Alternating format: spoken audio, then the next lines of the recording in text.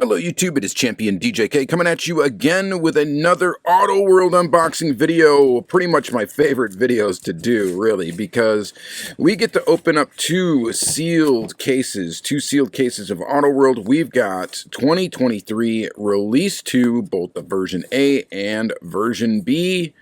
And we are going to get into these. There is a chance we could score a chase. We could score an Ultra Red or an Ultra Raw. Who knows? But let's go ahead and let's just open them up. We're going to go through them one by one. I don't know. Should we open the cars today? Or should we just open the boxes and take a look at them in the package? I'm kind of undecided. Let's see how we do. Let's probably just open them and look in the package. We'll make this kind of a quicker video here. Alright, so I'm just going to grab them one by one. First thing we got here is the 1966 Oldsmobile 442 in Autumn Bronze Poly. Definitely an interesting color. Very interesting indeed. Kind of cool there. Yeah. The 442, I don't know. When's the last time has this casting been used? It's been a while, I think. It's been a little while. And it's an older tooling. It's been around for quite a long time. It's tooling number 12. But yeah, pretty good looking there in that Autumn Bronze Poly. All right, so there's that. And then next thing we got is, ooh, yes, we got the 1985 Plymouth Voyager. My favorite Auto World casting, hands down now, is this little minivan in radiant silver. Very, very cool. Very neat indeed. Yeah, definitely digging that one. That is super cool. Radiant silver. All right, we'll set that one aside and then pull the next one out. And the next one is a 2013 Jeep Wrangler Unlimited Moab Edition in Crush, Orange Crush. It looks pretty decent. It's the first release of our Jeep Wrangler with its newly tooled Power Bulge hood. Power Bulge. All right. Not much of a Jeep guy. I know I mention it all the time. But, yeah, this is a pretty decent looking Halloween edition Jeep. Sure. I don't think I would ever buy a Jeep in this color, but kind of neat. All right. Ooh, this looks actually really nice. In black. 1985 Chevy Silverado Fleet Side. This actually looks really cool. I love the way that this one's got the stock wheels and then it's the lowered chassis. That looks really fantastic. And I think we actually, do we have a black one in all? So I know there's a step side lowered one like this, or similar to this.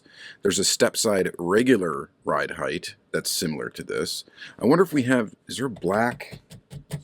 I'm wondering if there's a black released in a regular edition square body that's just the standard ride height. I can't remember. But yeah, pretty nifty. This is actually a really good looking square.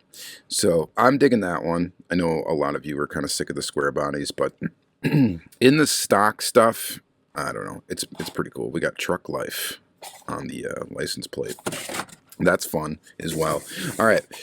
Next up is the Mitsubishi Starion in Palermo Gray Poly. Very, very cool. So this is, excuse me, the first release of the Starion in a regular store release. Now we had the Conquest. This is the Starion, so slightly different. The Mitsubishi version. Starion. Very nice. Does one have anything cool in the plate? Yeah, just Starion. And yeah, it looks good in silver. I like that color. I like that color for this car. Aren't really any color. This Palermo gray, kind of a, it's an interesting silver color. I love that they use all the legit factory colors on these things. It's just, it's very, very cool because there's just interesting colors, interesting factory colors for that. Oh, yes! Yes! Woo! We scored an Ultra Red. All right. So we're going to have to get the espresso brown poly version of this car now. This is the 1969 Pontiac Firebird. An espresso brown poly is probably a really cool color. The card art's probably not going to do it justice, really, because it's a poly, so it's like a metal flake. And yeah, we scored an ultra red. So what are the traits? We've got an ultra red base.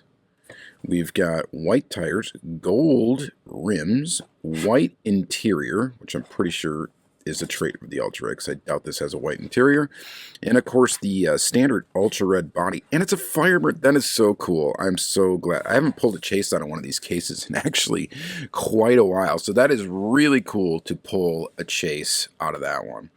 All right, and it's the Firebird to boot, which is just really cool. I mean, I love Firebirds. This casting is really nice too, and this casting has not been used in a while either. So far, just looking at the set from a casting choice point of view, pretty solid. I mean, the two kind of like ones that I'm like not super crazy about would be these, but I do like this 442 casting. The Jeep, you know, I'd be fine if they really, honestly, it's a great casting. I just, you know, I'm not a real big Jeep guy, so I'd be fine to not have that in any assortment. But, you know, there's a lot of other Auto World castings I would replace it with. But that's just me. Is that my least favorite casting from Auto World? I don't know. Probably not. It's probably the Ford F-150, to be honest. If I'm honest, that one. The truck is just boring to me. Like I'm not really into it. But whatever. All right. You see so many of them in real life. It's like, you know, I don't need it in 1/64 scale. I see like 10 of them every time I drive somewhere. All right, so we got version B now. Now this is another sealed inner, so we do have another chance here that we could score. I've never scored twice, though, in one set. I've never scored one out of both cases. We'll see what happens. It's a possibility. All right, so we're going to pull them out one by one again. First one out of the gate is the Firebird. So we got the 1969 Pontiac Firebird in Matador Red. Can we figure out version A versus version B traits? I don't know. So that's going to be a hard one. I don't know if these white tires were supposed to have a red line around them, if they were after the version B trait.